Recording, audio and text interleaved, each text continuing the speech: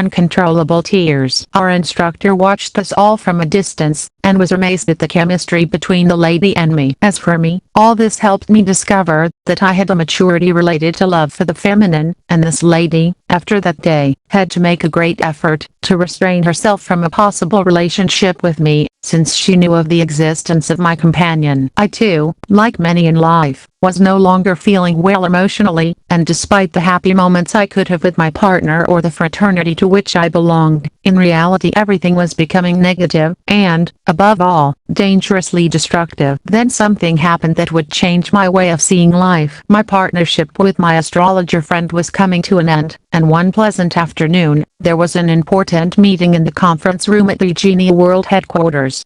There was a woman as beautiful as an angel, whom I considered a divine apparition, an ascended goddess who had suddenly rushed into the crowd. She began to speak, giving her opinion on the topic under discussion. I listened and was simply impressed. It was about a woman returning to Mexico, after spending more than 5 years in China learning acupuncture.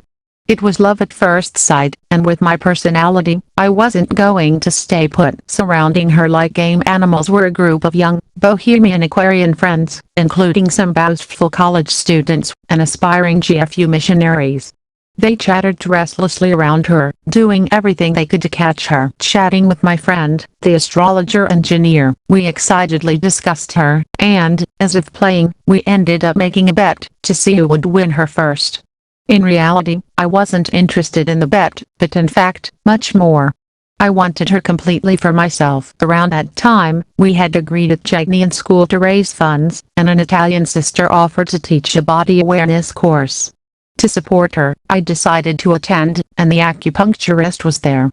She saw me, and felt powerfully drawn to me, just as I was to her. The course basically involved letting go of inhibitions, and allowing the entire group to freely appreciate each other, physically touching each other. Some quietly criticized it, saying it aroused sexual instincts. Americo Living Trail 112. During this part of the course, I was careful not to get too close to her, because a relative was also participating in the group, and I didn't want to set a bad example for her, even though I didn't really agree with this type of therapy either. But then the Italian woman told us to all form pairs. So, without thinking twice, I immediately approached her, and took her hands. Then we sat facing each other, looking into each other's eyes, and we had to, first one and then the other, tell each other everything we could remember from the moment we were born. The acupuncturist began to talk about how she had been held in her arms, telling me she remembered it all perfectly. She then continued with other details, while we both became lost in the depths of our mutual souls as we gazed at each other. It was a unique sensation, so much so, that we could confirm we had already loved each other from past lives. The conference ended, and we both went floating to our homes, but, in addition, within this series of lectures, I was due to give one of them. My friend found out, and promised she'd attend. That day, I arrived early, expecting people, but only a few people gathered. The session had already begun, when she finally appeared. She was wearing a shawl, which made her look different, not to my liking, but enigmatic nonetheless. He greeted me cheerfully and apologized, saying, "Excuse me, but since I had a lot of things to do, I went to bed at 3 in the morning." This was too small a group, but I gave my talk anyway. As I got further along, she signaled to me from her spot, and I approached her. She then pointed at the board. "Look right there, to the left of the board. Can you see how the writing there forms the shape of Big Brother's face?" "That's true." "How curious," I replied, surprised. When my class ended, some people approached me asking questions, and as we headed toward the exit, she beckoned me. She showed me a birth chart. Since she was able to identify my mother who had attended that lecture, she said to her, "Please lend me a little bit." We sat at one of the tables in Eugenia's dining room, and while I was looking at the birth chart, which wasn't hers, she explained to me, "This is a person I met in China. He was very much in love with me, and when I came here, he told me that, if I decided to go with him, I should just call him, and he would come to my side immediately." Americo Living Trail 113. After the consultation, we headed out the door. She was standing at the entrance to the school, and I wanted to hug and kiss her right there. I think she felt exactly the same. Our mutual attraction was so strong, so when I said goodbye to her, I asked her, "What are you going to do today?" And he answered me, "I'm going to the movies." "Alone?" "Yes, what's wrong?" As I walked away with my family and she waved an uneasy goodbye, I walked away a little confused, because the opportunity to be with her had come so soon. My responsibilities to my own family and my confusion about whether or not to be faithful to my partner, in addition to bringing the minimum amount of money in my pocket, prevented me from accepting the opportunity that she herself surely desired. In the following weeks, I saw her often at the world headquarters, and since I wasn't in the mood for games anymore, when she tried to pretend she didn't see me, I decided to really try not to see her.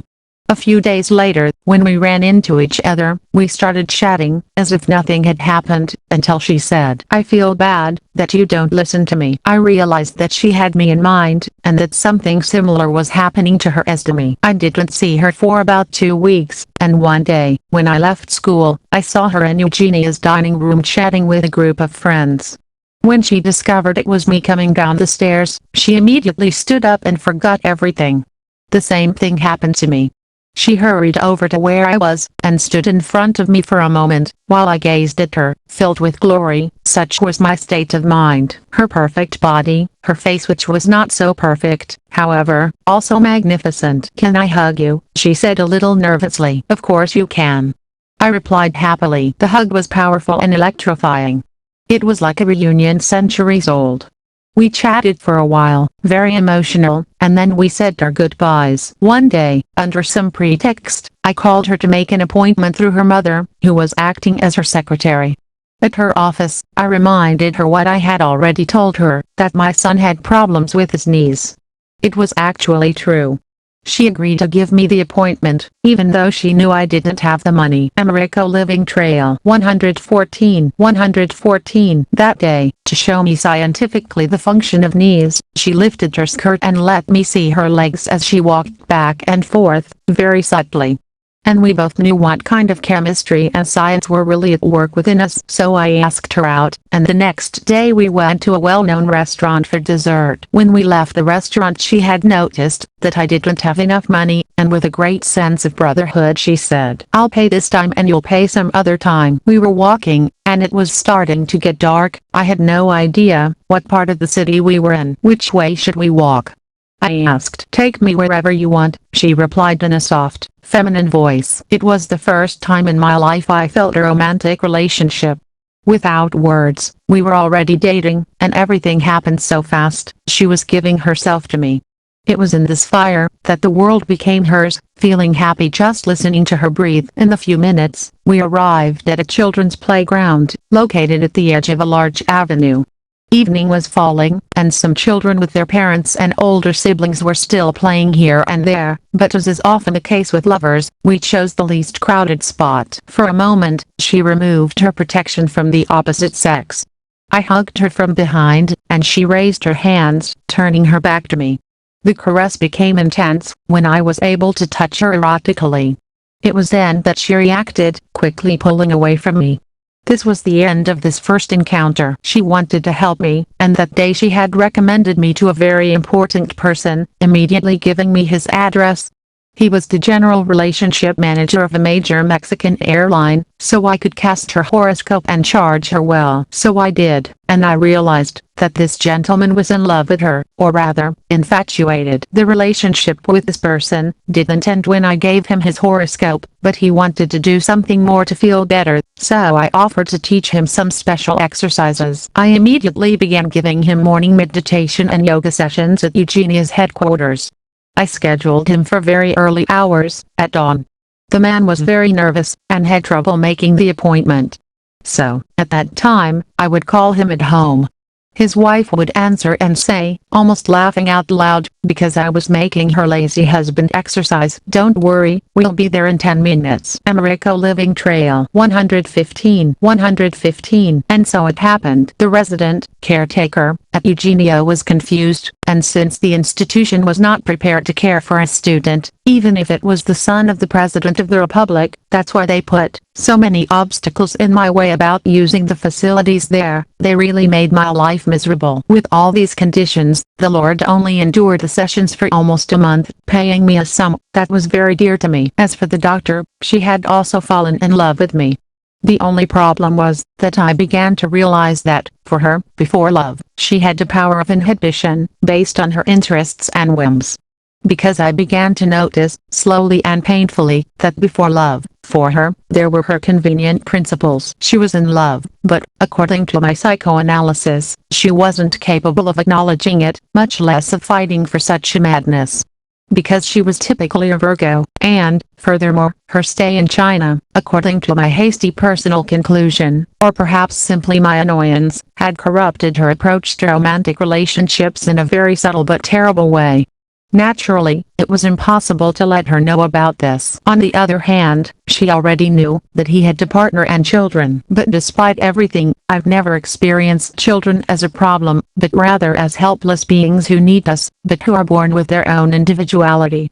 In a way, children, above all else, are our little comrades. I've always thought that people should feel this way, and that's why I was sure that she wouldn't find the fact that I had children an insurmountable obstacle, if she managed to discover that I truly loved her. After our date at the restaurant, we chose another day to meet again. I quickly began gathering some tools and pawned them. They lent me a small amount of money, but it was invaluable to me at the moment. On the day of the appointment, I arrived at her house, and she invited me in. Her father was very serious, and immediately left the room. She had already quickly warned me not to pay too much attention to her family's attitude, especially her father's, since another member of the fraternity had gone with her, and they treated the visitor quite badly.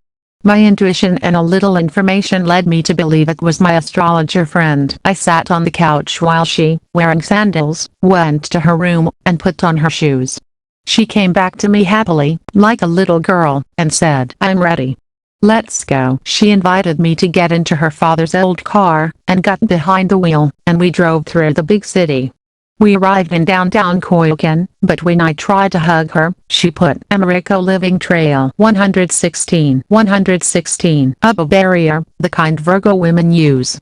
So I took refuge in my seriousness, because I didn't want to get hurt. We walked like this, serious, through this large plaza, and there were some mimes performing their tricks on the main esplanade.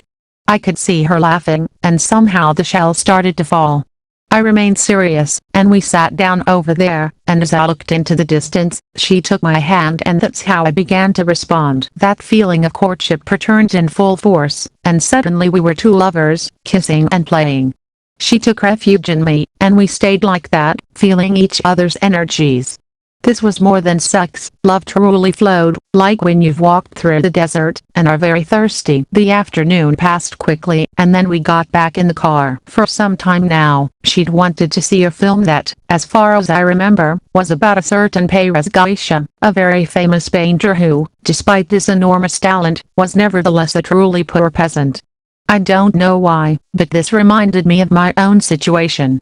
I couldn't ignore the symbol, it was too clear. At the cinema we were hugging each other the whole time, and after leaving, when we were already in the car, it was my turn to try to define the situation. "I want to spend the night with you." At first, she resisted, and I realized she maintained the habits of a family child, and didn't usually miss her home.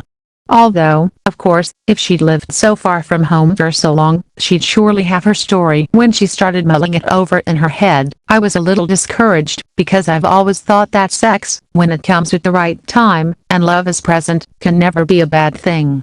So my proposal was quite logical and natural, and given her experience, I was surprised why she was so hesitant. Trying to help her feel a little better, I said sincerely, "It's fine if you don't want to. But then drop me off as close to my house as you can, since it's already nighttime, and there's no transportation. I was really serious, respecting their decisions. He caught my sincerity, so after a few seconds he made up his mind. But before we headed to a place to spend the night together, she explained to me that one of her recent friends from Los Chavez GFU had made her life an unpleasant experience, because all they wanted from her was sex, and she asked me not to leave it at that. I told her I agreed. Americo Living Trail 117. Inside the hotel she went to park the car and I went ahead to pay. When I saw her coming towards me, I thought to myself, she's a goddess. We had sex and an intense, simultaneous orgasm, unlike anything I'd ever experienced with my partner. But not everything was perfect. As soon as she fell deeply asleep, however, I couldn't sleep, because my energy was a bit turmoil. I realized, as I saw it, that this was due to experiences she'd had before, with other partners, and that through our sexual relationship, she was somehow transmitting them to me. It was a very clear perception, because I had learned to detect them with the mother of my children. The discomfort was so unsettling, that I felt like getting up and meditating, but I didn't want to disturb her. On the other hand, I realized that, having fallen in love with her, I wouldn't be able to leave her so easily. However, the feeling I had experienced after having sex with her had not deceived me, because this would be the only time we would have intimate relations and the breakup would be approaching quickly. She sensed the danger, and wasn't willing to face a relationship with me, if it meant causing the major scandal within the fraternity. Because, to begin with, she had decided not to stay in the East, in order to complete a mission with the GFU in Mexico, and she wouldn't allow a love affair with a nobody to jeopardize her plans. So I was becoming a dangerous obstacle with everything, and I was seen as someone who could become a guru. When they saw us together, and in love at the GFU, it wasn't long before the Samaritan souls appeared, especially men who began to worry about her, saying things like, "I love you very much, and I hope you realize that the person you're with has children, and that's going to cause you problems. I don't want to see you suffer." When she told me about it, I listened, and I had nothing to say. It was up to her to decide. Yet another day, I invited her to lunch at Eugenia's, so we could be even regarding what I had previously paid at the restaurant. It was at that moment, seeing her sitting from a distance, that a memory from a few years ago came flooding back to me. It was the time I was going to the airport yoga institute. When my girlfriend, the yoga student, was my girlfriend. Once, we were on the subway, and it seemed our relationship wouldn't last long. In the midst of a peculiar anguish, I clearly perceived, however, that a cloudy force, like an unhealthy gloom, was possessing her, in a very abstract, but clear way to me. It was something I would understand better when I studied astrology, and associated it with the lunatic force that traps almost all women in the world. Because in general, sad to confess, in this world, both men and women are, as if possessed by the sordidness of the mechanized world, with that unhealthy halo, which oppresses almost all of us, when we lack fortitude and determination in the face of life's challenges. It ends up plunging people into anguish and a Americo Living Trail 118 strange, but clear, depression. Until finally, it destroys everything. Well, at the same time that this memory and sensation came to me, at the same time, I was able to perceive that strange, off-center penumbra that I was already able to see in certain women. It's a kind of sadness and melancholy, as I said, with a strongly lunatic tendency. It seemed that the forces of evil, at the same time, were mocking me while, more or less, taking possession of my current conquest. As the years went by, this power of perceiving this would develop more clearly in me, to the point of leaving no room for doubt that it exists, and does great harm to couples, who love each other, but are more or less weak. And everyone blames one or another objective situation, but they never look inside themselves to discover what is really undermining their love for the other. She was prey, at that very moment, to these tendencies. So, it's no surprise to me that from that moment on, she decided to remove me from her life.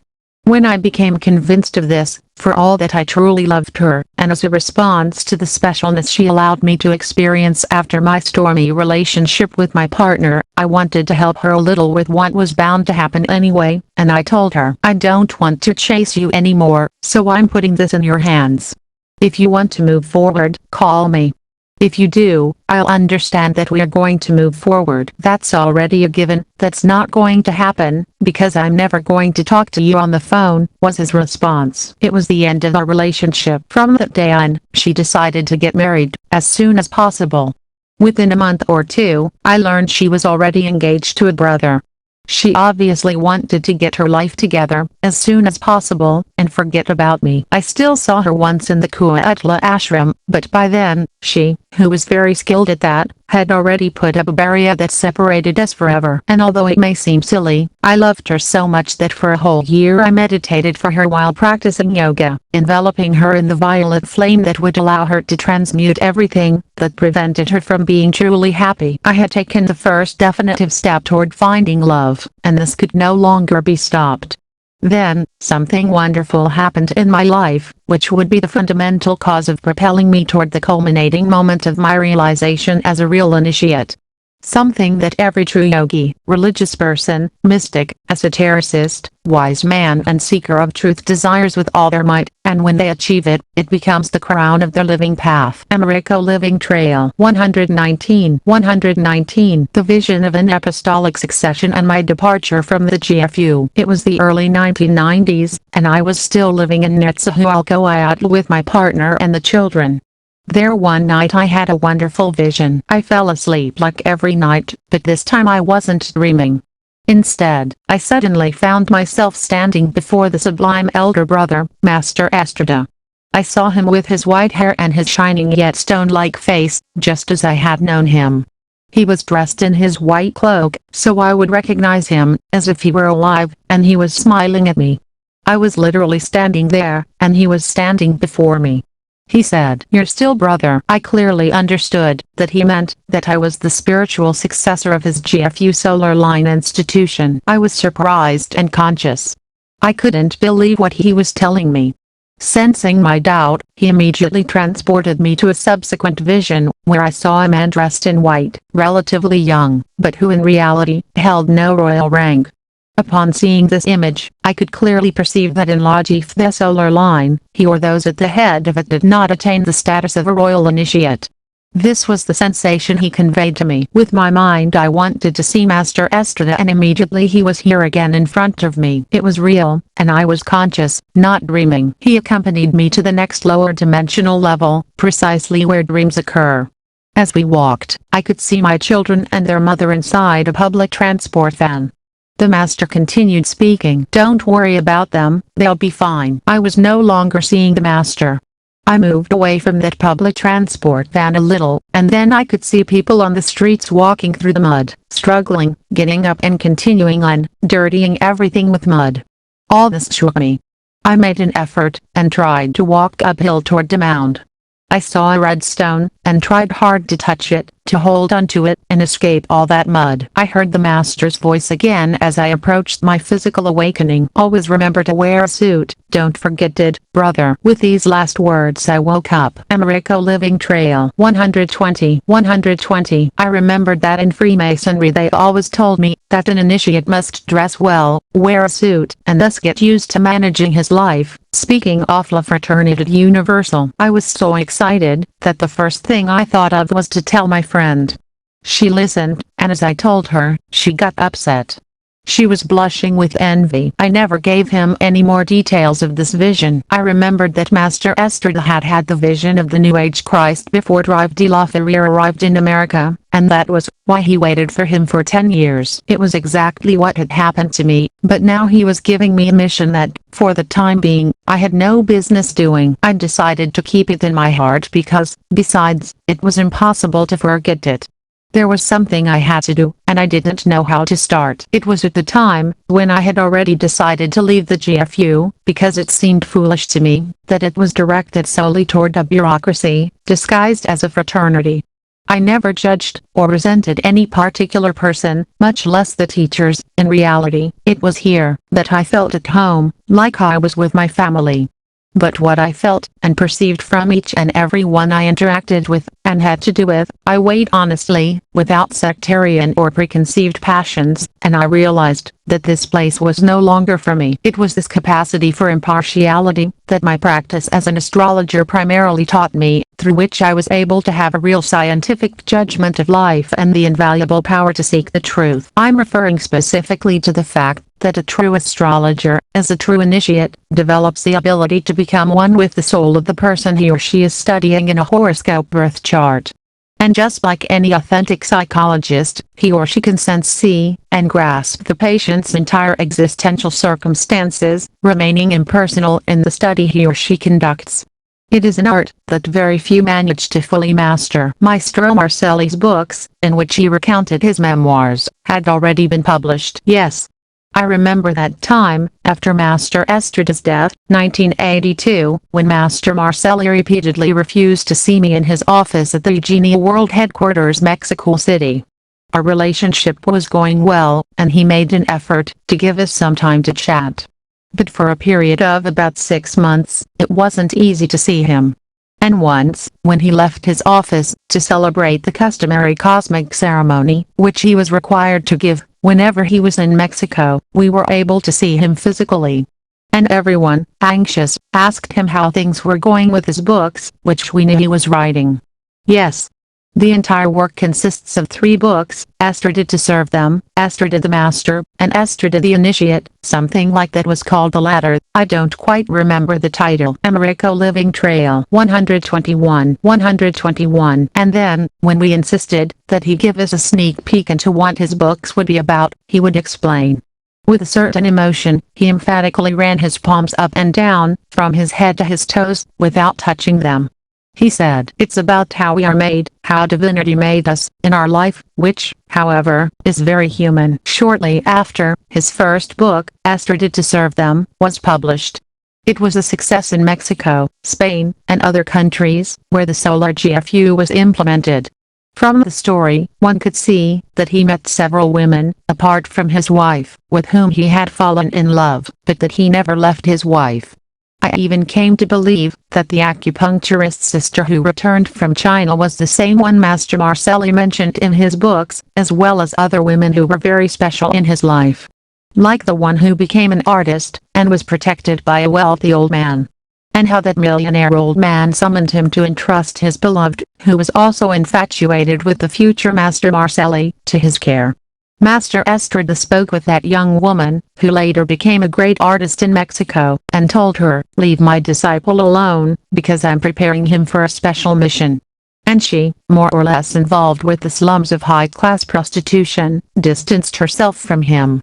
But he described with a certain poetic feeling the charm he felt for her. He also writes in detail about what happened to Maestro Estrada, when he was kicked out of the Ferrer Foundation in Mexico. Like young people, they faced physical aggression, and defended themselves with stones from the rooftop. Maestro Estrada ordered them to stop fighting, telling them, "It's their loss, because if they don't want me here, I can take the Chamber of Secrets wherever I want." Another important memory, of many I have from my direct relationship with Maestro Marcelli. It has nothing to do with what he wrote, but it does correspond to those years. Our twins, a boy and a girl, were a little under a year old, and we wanted Maestro Marcelli to baptize them. But I hadn't wanted to decide what name to give them. Because in some way, I wanted to symbolically give them to my then Maestro Marcelli, as an act of devotion to him. And we arrived one morning on Eugenia Street, just as Maestro Marcelli was about to begin his cosmic ceremony. And I said to him, "Teacher, please baptize my twins." "Of course, brother. What are you going to call them?" Maestro Marcelli asked happily. "I don't know. We want you to tell us what they should be called." "Oh my," said Maestro Marcelli, half surprised and half scared. And during the ceremony, when the time came to baptize them, his voice seemed to choke a little, but then he said firmly, as he placed his hand on the girl's head, "Christina, I baptize you in the name of the avatar of the age of Aquarius." And then we presented the child to her, saying, "Christopher, I baptize you in the name of the avatar of the age." Everyone was fascinated, because they were twins, and not just another child, marked for the new golden age.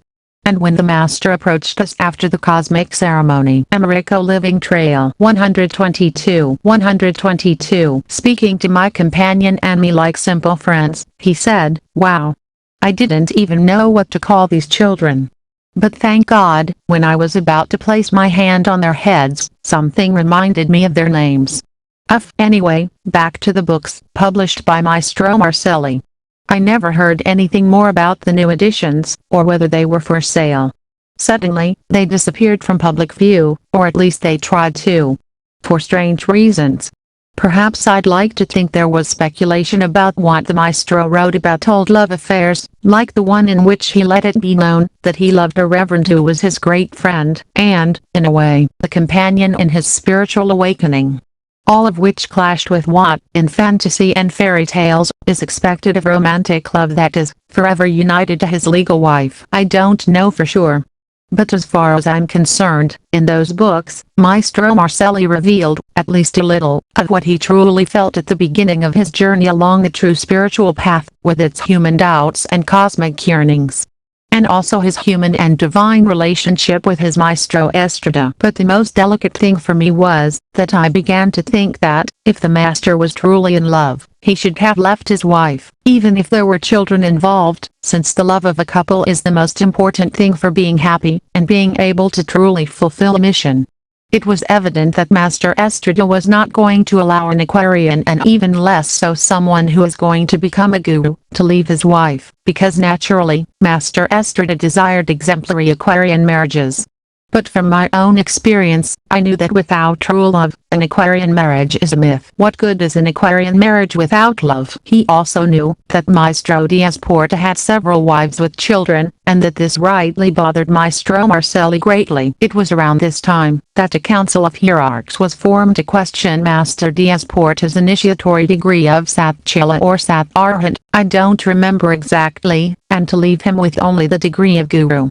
This was because one of the reverends openly accused him of having had sexual relations with her, even though he was a guru and practicing brahmacharya, celibacy. Of course, Maestro Diaz Porta did not accept such a demotion, and, as was said, did not want to explain his actions. For my part, the question of the brahmacharya period began to sound like religious dogma to me, especially if there is true love between couples. I didn't agree with the issue of sexual abstinence. I thought that such a period does exist, but it's something that life imposes on us by nature at certain periods of our existence, and it's a mistake to try to impose it 40 months for every guru. So, in this sense, it was ridiculous to bring a trial against Maestro Diaz Porta for having sex during his period of celibacy. Rather, his acts of irresponsible polygamy should have been condemned. Because it seems that true love flourishes best in the monogamous relationship, and if that ends, then we must try again, always with increasing responsibility. Americo Living Trail 123. Another scandal was, that Maestro Diaz Porta allowed rituals, based on ancient Mexican traditions, but they involved the use of peyote, a drug. Later, I also learned of other rumors, such as that some groups of extreme temperament had indulged in certain orgies with a corrupted version of these sacred rituals, and that, in other places within the same indigenous movement, certain types of erotic massages were offered that ended in sexual corruption. I couldn't verify many of these things directly, nor was I interested. Aside from staying away from the disputes between Maestro Marcelli and Domingo Diaz Porta, I also had a mind of my own and could think. In my pre-initiatory school, the formation of cliques for, or against a teacher became evident. The directors insisted on their fanaticism for the teachings of Maestro Estrada and completely denied the Master of Lotharier. Some openly declared that Master de Lotharier was a failure, even a true alcoholic, before his death in 1962. Others said that he probably had not died, but simply disappeared. But I never knew anyone who seriously considered the possibility that he had descended. I didn't think so myself, but I never denied it. This charisma of Master Estrada in the formation of his GFU solar line had left Master de Lotharier in the shadows. He was generally respected, but no one took him seriously. The Master of the Lotharier law institution was losing himself in useless sectarianism, and forgetting his global mission to humanity. I had studied Master Estrada, and although I did not know everything about him like his wife and his most beloved disciples, nevertheless, despite the deep love that I have for him, and had for him then, I clearly realized that when Master de la Ferrier left for Europe, Master Estrada began the foundation of the GFU solar line, where there was no longer any contact that included Master de la Ferrier, but only with Master Estrada and his way of seeing things. It was only a matter of time before he realized that Master Estrada had probably made a mistake when he disobeyed Master de la Ferrier. I'm referring to when the master told him to retire and dress simply like any other civilian, so as to serve the institution and not hinder it. But Master Estrada had understood that the master's retirement order referred only to his beginning his 40-month retirement. With this order, Master de la Ferrier could actually have been talking about both things at the same time, retiring for 40 months, and also leading his life in a truly impersonal way, and ceasing to dress in the Nazarene manner, dressing in white and a cape, as well as long hair and a beard, as Master de la Ferrier himself did. Another concern was that, for the master, La Ferrier 7 degrees of royal initiation applied equally to men and women.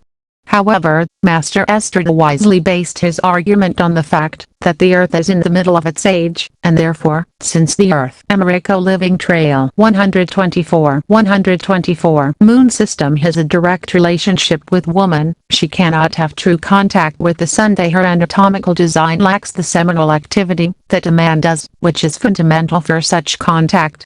Therefore, according to Master Estrada, her degree of evolution cannot be greater than the second degree of royal initiation. A new path and revanche mission. Since I was in Yamines, I realized that naturalist clinics were also popping up at the GFU to heal people. One of these doctors was Reverend Michin. It was striking that he always dressed in white, despite being a bit emotional. However, his great love for natural medicine was evident. He spoke of having learned it directly from a disciple, whose teacher had treated the Gandhi family in India. He commented that doctors like this could cure diseases that allopathic medicine was not capable of. Michin was a very versatile man. He was excited by the subject of naturism, and once a year, following the tradition of his teacher in naturism, he would fast for 40 days, based on a single fruit and teas. He had great charisma, and stood out from the rest of the naturopathic doctors. People followed his lectures with enthusiasm, and were helping La GFU greatly, in bringing people to him. But the atmosphere at the GFU was already one of pitched battle for positions in the hierarchy, based on 7 degrees of royal initiation, symbolized by a cross called the Aquarius, the size corresponding to the degree. The pressure arose, mainly because the highest positions in the hierarchy are for fewer personnel, as the ranks are pyramid-shaped, and at the top are only the mere bosses of the enterprise, that is, the Satgurus. So a kind of psychosis began, because the positions could dry up, and those aspiring to the institutionalization of consciousness would be, so to speak, out of the game. But fortunately some did not fall into these desires, and among them was this wise doctor. So when I felt misunderstood at the GFU, and saw that my ideals of making the institution consistent with the economic and productive interests of human life weren't being met, I realized that this reverend, perhaps because of his Jewish ancestry, was indeed willing to reconcile esoteric evolution with economic prosperity. He was heavily criticized by many in the hierarchy, yet he didn't go unnoticed by me. On the contrary, I admired him. He treated people in his mobile clinic. But he seemed more like a crazy dreamer, because he didn't have a single peso. It was all ideas and hopes, and his office eventually became available at the GFU facilities. America Living Trail 125. He liked to give consultations at the national headquarters, on Insurgents Street, almost at the corner of Colima, and very close to the Insurgents roundabout.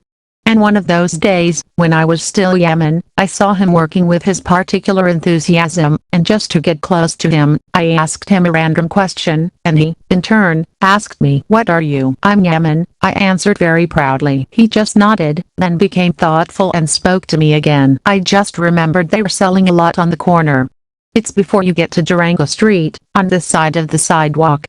I want you to go and copy the phone number painted on the protective fence, because I want to buy it." So I did, and returned happy with the result of the unusual mission that had been given to me. Months later, I was in the Ferrier bookstore talking with a manager, who was a friend of mine. The topic was that the institution lacked opportunities for people who wanted to integrate sociology, politics, law, the soul, theology, etc., with the resulting lack of real-life enterprise. All because, according to them, the things of the world belong to the world, and the discipline that allows us to evolve through yoga was different. We were doing that when I saw Dr. Shayamichan walk by, and I said to my friend, "I have to talk to him." "Well, hurry up before he leaves," he encouraged me. I ran out and caught up with him. There were always 2 or 3 people who were his assistants. It was a kind of judicial guard, and it was something the doctor liked a lot. This time I broke through the defensive lineup, and said to the Reverend, "Can I talk to you?" He stared at me for a few moments, and realized I was Yaman or something like that. That is, he practiced yoga, and he always showed his affection to these people at the GFU, for example, by attending Saturdays to teach them meditation at the GFU facilities, as well as other things. It was clear that, despite his selfishness, there was, however, a mixture of love in this man. "What is it you want, brother?" I wonder. The thing is, I don't understand why they aren't interested in the money issue here at the GFU. I don't think this is right, and I need someone to guide me. Now that I saw this, I wanted to talk to you and see if you could help me with this. Americo Living Trail 126. His court assistants began to get worried about the nonsense the doctor always agreed to treat and began calling him. Shaya scratched his bald head, made some nervous movements while trying to think, and began to walk. Suddenly his natural emotional tendency sparked in his eyes, and he said to me, "Come with me and talk to me in the car, because I have a very important meeting with a bank manager, but I want you to finish telling me what's happening to you." I was happy, and in the face of the suspicious grimaces of the security guards, I climbed into their car like everyone else. There was no choice but to make room for me. I told him about my concerns about the GFU and the need for it to integrate into society, which was being lost, as I no longer felt the GFU had any impact on society. Between interruptions to listen to suggestions from others, and give orders to the driver to take the correct route, Dr. Shayamichan listened attentively. We were quickly approaching the meeting place, in a central location in Mexico City, and with his usual loquacity, he commented, "Brother, first we must cling to God, we must pursue the kingdom of heaven, and everything will be given to us in addition. Understand? Everything, brother." He hurried out, and entered a major bank in Mexico. He stood out for his demeanor, and because he stood, as always, in his white attire among the other businessmen dressed in suits who greeted him almost at the entrance. He laughed and chatted, as if they were lifelong friends, because he has always been known for his ability to cultivate these kinds of relationships. After 10 minutes at the most, he came down with a grin from ear to ear. He was happy, and told us all, "This man is a great friend, I'm sure he'll lend me the money," he said. Then he remembered me again and concluded, "Everything is always possible, brother." They left me there, and went on their way. I felt a higher power was moving me. But, on the other hand, I wouldn't work closely with Dr. Shea again for another 10 years. By then, he had already founded naturalist centers in his own buildings of up to 4 stories, located in various important locations around the city. Meanwhile, I felt my time within the GFU institution growing somewhat shorter. I clearly felt its rejection of me. But since my path was uncertain, I insisted on finding a way to stay. Americo Living Trail 127. I learned that my former director at Yamines, whom I greatly admired, had become the director of the Monterey Street Institute, one of the important GFU centers in Mexico City. I went to visit him, and he listened to my argument that many institutes were failing due to the apathy aroused by a certain group of brothers. I also offered to see if I could teach astrology classes there or something similar. In response, he began to tell me about his projects, which were supported by Guru Marcelli. Maestro Marcelli had entrusted him with a clearly outlined mission which consisted of first conquering the Monterey Institute and then Orobindo, the one on insurgents, and other important ones. My relationship was in its final stages, although I had, not yet in those days, had the vision of apostolic succession that Master Estrada would entrust to me. A few days later, I tried again to contact my former director of INGLÉS, who invited me to the radio, because they were promoting the Monterrey Institute. It was one of these times that I ran into my ex-lover, the acupuncturist, and she acted very coldly. Incidentally, she was allowed to speak. But that time, when 4 or 5 of us were later descending the elevator, including my fascinating tormentor, the doctor, you could see the power she exerted over men. Not just as if she were an artist or something like that, but something else that captivates. I mean, these friends and I were stronger emotionally and spiritually than the average person. I mean, we did yoga, we practiced lacto-ovo-vegetarianism, and we were deeply committed to that. We also commonly attended schools of wisdom called pre or initiatory. However, they, and especially my beloved director of INGLÉS, couldn't resist this woman's charms and desired her, especially sensually. I was astonished and surprised by this mystery, which only with time made me understand that she wasn't like the common women of this humanity, because she belonged to a different evolutionary level. As I made clear to him many years later, she was a rather cosmic woman. Anyway, another day, the lucky one to speak before the radio microphones was my former astrology partner. And the fact is, that only once did they allow me into the booth without letting me take the microphone. My engineer friend was furious and defended me, saying that if they didn't accept me, he wouldn't participate again either. But, even though I didn't want to, I began to notice something very real, that, in reality, I didn't exist for them. By some strange magic that was always this way, there was no way they would recognize me. My friend, I insist, tried to defend me, and make them know how valuable I really was, but it was all in vain. Little by little, I became convinced that this wasn't working.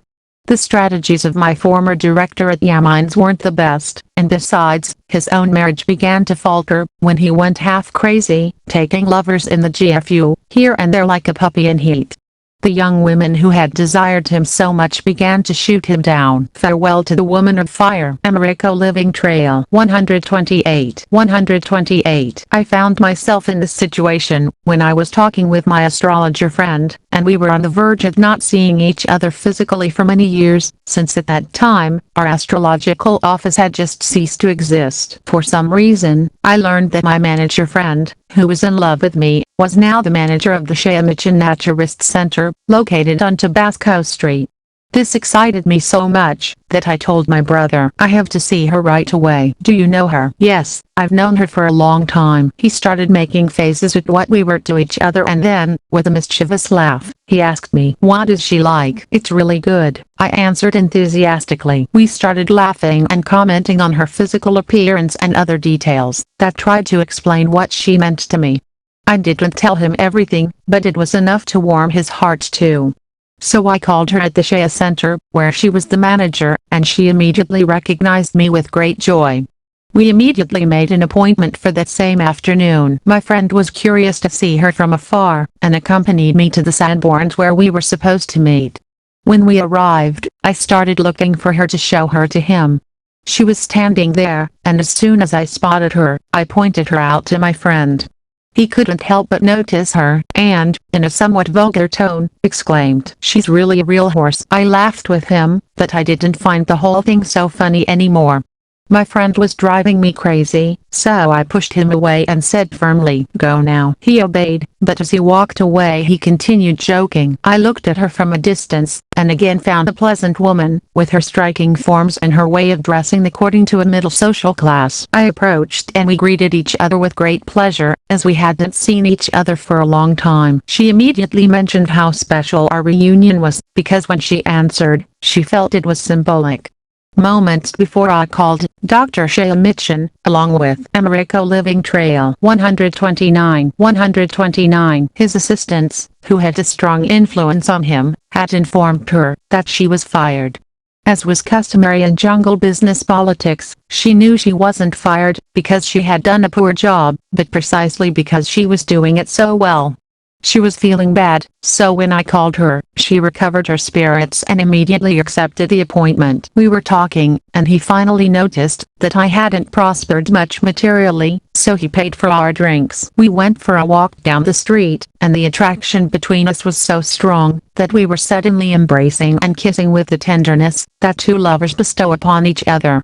These were moments when we needed affection, and it seemed like the world didn't care about us, so we only had each other. She told me that she was still legally married, but that everything had failed in a short time, and that she now lived alone and full of hopelessness. When he asked me about my life, I explained that I needed to work to earn some money. "Why don't you go with Shea Mitchell?" was his unusual response. "Shea Mitchell? Sure.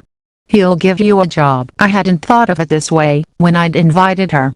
My main idea was to be able to have her close and tell her what I felt. But now that she mentioned it, the idea of visiting Shea resonated deeply within me. By then, I was no longer in the GFU. In fact, I was no longer attending my pre-initiation school. Time passed quickly as we remained close together, but the moment finally arrived when she had to decide whether to take the plunge into a relationship with me or not. I don't know what was going through her mind, but when we reached a corner and I hugged her, she suddenly pulled away from me and simply said bye. She walked off, and in my usual way, I just watched her walk away, reverent at her decision, but my heart ached. She crossed the street and stopped on the other side of the sidewalk.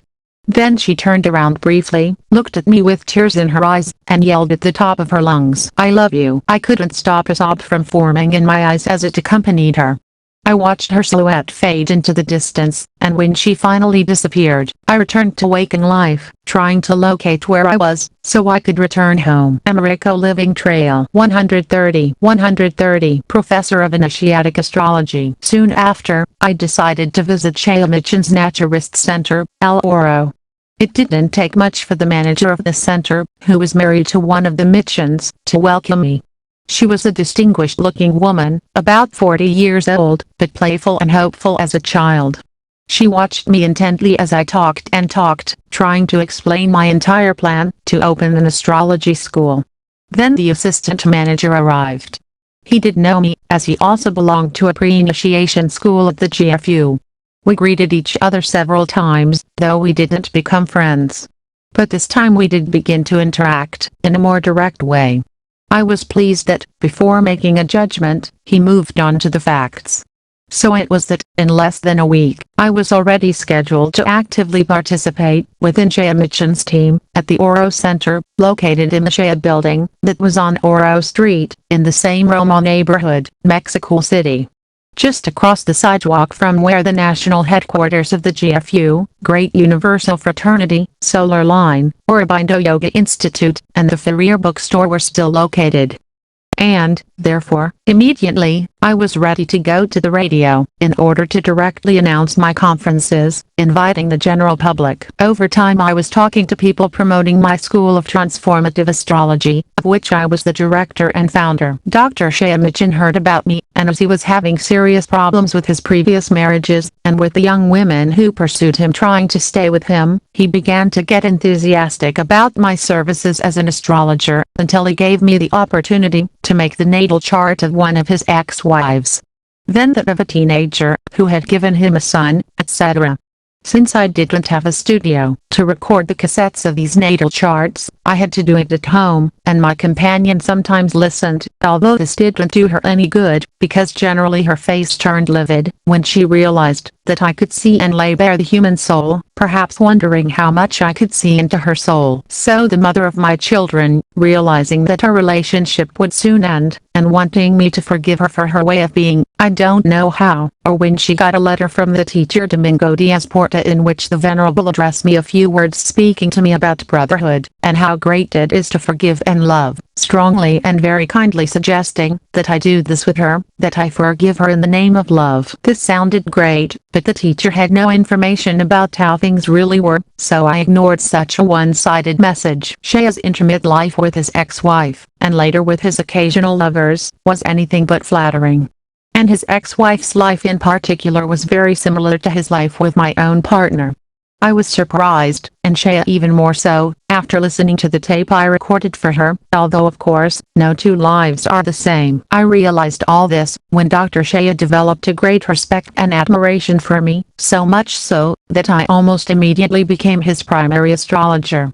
For my part, I continued to behave as naturally as ever with him, and the people around me, only now I was happier, because I now had the opportunity to make a little money in my pocket, in addition to being Americo Living Trail 131 able to sell some of the material I wrote myself to the students and assistants at the Shea Mission centers. My name began to be known in these places, and some of them began to look for me. When the radio visits stabilized for Saturdays, after the radio session I had to travel with Dr. Shea and his entourage to the center of El Oro to speak to about 300 people gathered there.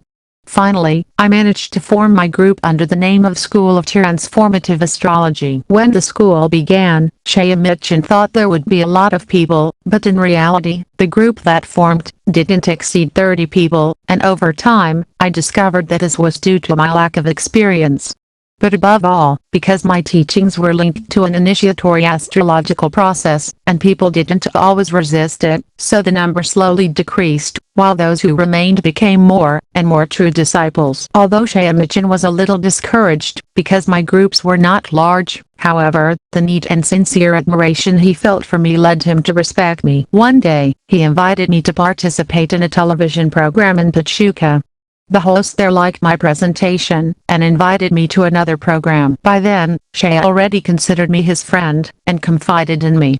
His trials were difficult, as is natural in this world, since people who occupied certain positions of power wanted to profit illicitly, so Shea turned to his family.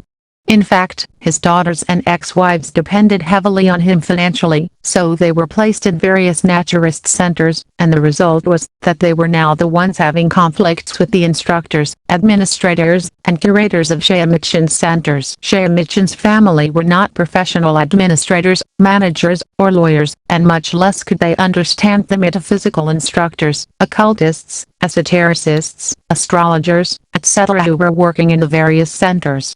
They were there to take care of the material, but were very uninformed about what true naturism and real GFU initiation should be. The time Dr. Shea took me to the television station in Pachuca, his assistants surrounding him became a little more disturbed than usual, when he said I would go pick up some things with him at his hotel, and that I would see them in Mexico. I was also surprised, because I never saw, or treated Dr. Shea with any exaggerated desire to make me feel that I loved him, or that he was my beloved teacher. I never displayed the flattery that was typical of most of his assistants.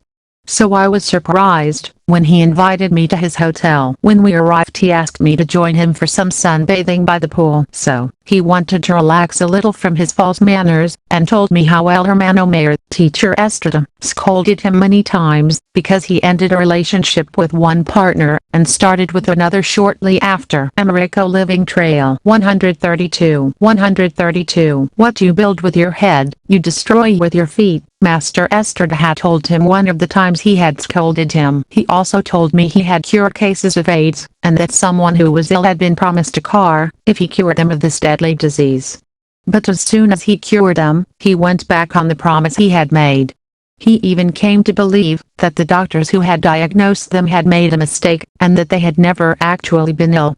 The doctor told me that things like this happened to him often. That afternoon, I went up to the doctor's room, accompanying him to gather his personal belongings, and Shea asked me questions to try to find out what I wanted out of life. I didn't quite understand what he meant, and suddenly, he stopped packing his suitcase. Reverend Shea looked at me very seriously, saying with a sincerity that came from his heart, "You brother are going up, I'm not anymore." This was a statement I will never forget, because he said it with such honesty. I truly wanted to help him as an astrologer, without any personal desire for his money. Because of the relationship I had with him, I was never interested enough in him to give me anything. I just greatly appreciated the opportunity he was giving me, so I could channel my knowledge into a career. So, once outside the radio booth, when he was doubting his worth, I told him, "What's up? You're going to become a master, guru, 4th degree of real initiation, or not?" He was a little reluctant, and wanted to joke, but he looked back at me in the attitude of someone